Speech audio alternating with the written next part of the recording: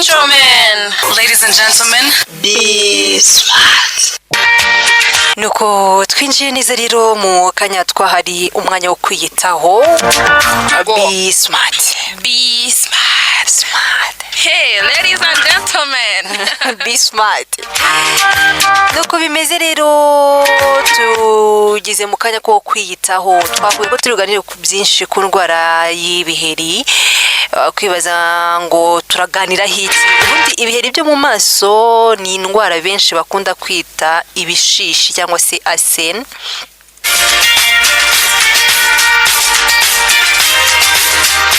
Indwara rero ikunze kwibasira uruhu aho itera gufungana twenge dutoya tw'uruhu, tumwe ubona tuba turimo ubwoya, ndetse rero ni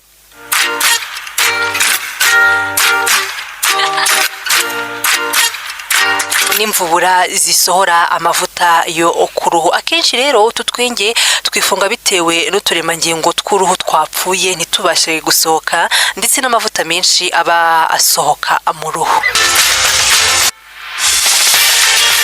Ibi biheri rero bishobora kuza biherekejwe no kubyimbirwa cyangwa se kutabyimbirwa, cyangwa se bikaba byaza byose bivanze. Akenshi rero ibi biheri biza mu maso gusa, bishobora kuza mu mugongo cyangwa se mu gatuza. Wahita wibaza rero ngo none ibyo biheri biterwa n'iki? Ibiheri byo mu maso cyangwa se ibishishi bishobora guterwa n'impamvu zitandukanye, gusa kenshi ku bantu barenga 80% biterwa n'akoko, bivuze ko bituruka mu miryango. Niko nawe ubyemera cyangwa bino bintu bishobora guturuka mu muryango, ariko hari n'izindi mpamvu ziba zibitera. Hari muri izo mpamvu zindi zibitera haba harimo ikorwa ku rugero ruri hejuru rw'amavuta yoroshya uruhu cyangwa se sebum. Ikindi kandi bishobora guterwa na bagiteri zizwi nka Propionibacterium ascens, ubusanzwe ziba ku ruhu, gusa iyo zibaye nyinshi nazo zatera ibishishi. Harimo kandi gufungana twenge tw'uruhu nk'uko Glace yabikubwiye, ndetse no kwiyongera kw'imisemburo nka testosterone, cyane cyane mu gihe cy'ubugimbi guhera ku myaka 15 mu bitsina byombi. Ubwo no kuvuga either ku bakobwa cyangwa se ku bahungu, ku bangavu cyangwa ku ngimbi. Buriya kandi ngo hari impamvu zindi zikunze kuvugwa na bamwe ariko bitagaragara neza uburyo zishobora gutera ibiheri. Izo ni nko kunywa itabi, kujya ku zuba kenshi, kuba udafite isuku, ndetse n'ibyo kurya.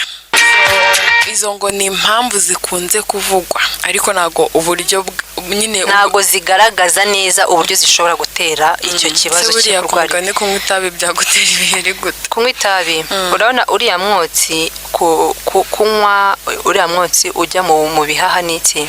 Hari n'ukuntu uzarebe akenshi umuntu itabi ryamaze kuba mu ryinshi, arisiga amavuta namufati kandi koko nyine ameze nk'umuntu wakushutse. Naringize ngo ni kwakunda abamama b'Abanyafrika umubwiye ati mama narwaye mu nda, ngo nuko iki telefone wirirwamo. Wapi urumva birashoboka ko akora ku uruhu rwarakushutse, urisiga amavuta nta rufata. Nyine hari ibindi bintu bikorerwa mu ruhu nk'imbiri bigeraho bikaba bitakibasha gukorwa neza bitewe na wa mwotsi uva mu bihaha uzamuka ujya no mu maraso. Yego, ngo umubiri usigara uri guhumeka uriya mwotsi w'itabi, kandi uba ufitemo ibintu byinshi bigenda byangiza umwotsi. Hari ibintu byinshi ububitse bishobora kwangiza uruhu, kuko uruhu rugira amakushe 3. So bizi dermis, epidermis, fatty tissue. Yego, rero hari ukuntu uruhu rwacu ruba rworoshye mu kuntu rugenda rwangirika, rero gahoro gahoro ukisanga watangiye kurwara ibyo biheri kandi bitari ngombwa. Nko kuba kuzuba kenshi, nabyo biragenda bigakamura uruhu, sibyo? Ukumagara ukamera ukuntu, noneho kwa kumara ukumva ukurakushutse, ukajya uhora wikuba, ufata intoki zawe zirasa nabi, ntabwo zisa neza zakoze. Uri kuzuba usa nk'ufunga ukumva hatose, ugahita wihanagura mu maso. Ibyo bintu bigutera ibiheri cyane. Ikindi kuvuga ngo ibiryo urya birashoboka cyane. Yego.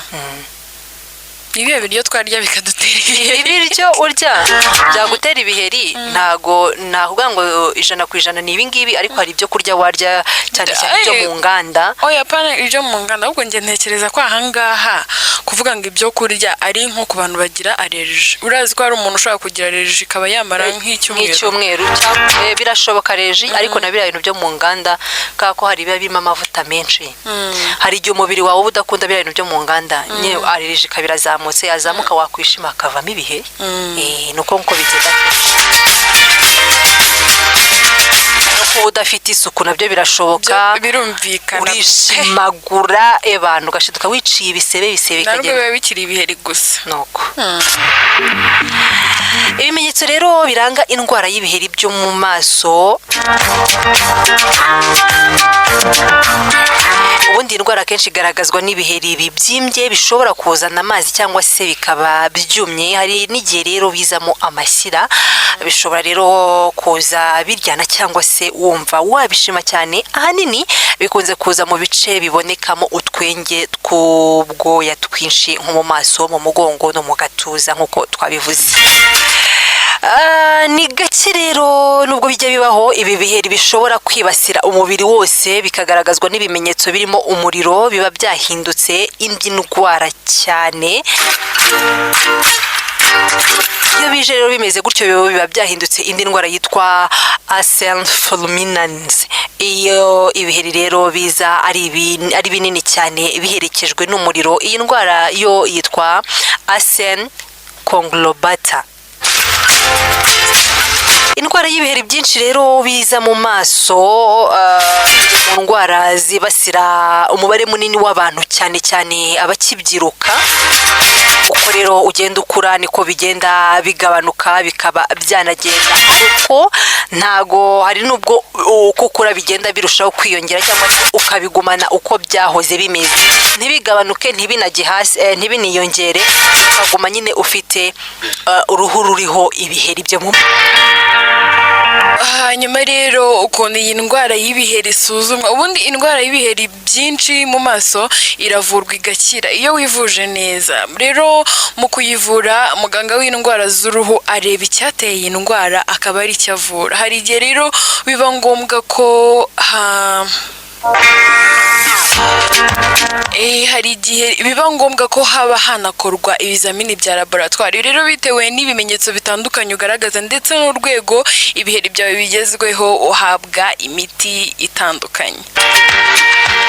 Imiti rero ikoreshwa kenshi mu kuvura ibiheri. Ubundi ngo akenshi hakoreshwa imiti mu gihe ibiheri byawe byatewe na bagiteri za Propionia bacterium acne vulgaris zabaye nyinshi. Imiti yo kwisiga mu maso ya retinoid, urugero nka tretinoid n'iyindi, ubundi niyo ikoreshwa.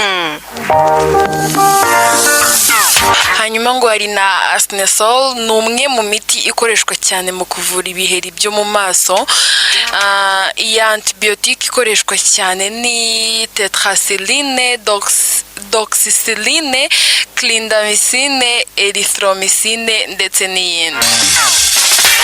Rero n'imiti bakoresha yongera cyangwa se igabanya imisemburo, urugero rero ni ethinyl estradiol cyangwa se ivanze n'indi nka levomefolate n'iyindi. Hari n'indi miti rero bakoreshwa yitwa benzoyl peroxide, umwe rero mu miti ikoreshwa mu kuvura ibiheri byo mu maso. Iyi miti yose rero uyifata ari uko wayandikiwe na muganga w'indwara z'uruhu. Kuyifata utayandikiwe bishobora kugutera ibindi bibazo bikomeye. Mbere yo gukoresha iyi miti rero cyangwa se umwe muri iyi miti uwo ari wo wose, uba ugomba kubanza kugisha inama umuganga mu by'imiti cyangwa se umufarumasiye. Ibindi wakora rero mu gihe urwaye ibiheri byo mu maso, uretse imiti hari ibindi byagufasha mu gihe urwaye indwara y'ibiheri byinshi mu maso, harimo kurya ibibonekamo amavuta make no kwirinda ibyo kurya bikaranze cyane. Hari ubundi buryo rero bukoreshwa kandi harimo kubagwa, guterwa imiti imiti y'inshinge no gukuraho ibyo biheri hakoreshejwe indi miti, byose ushobora kubibaza muganga wawe igihe ugiye kwivuza. Kwiyitaho ni byiza, iyo usa neza nawe bigutera ishema ku buryo ugenda mu bandi ukumva nta pfunwe ufite. Niyo mpamvu tuba duhari muri Nexus Voice cyane cyane mu gace ka Be Smart.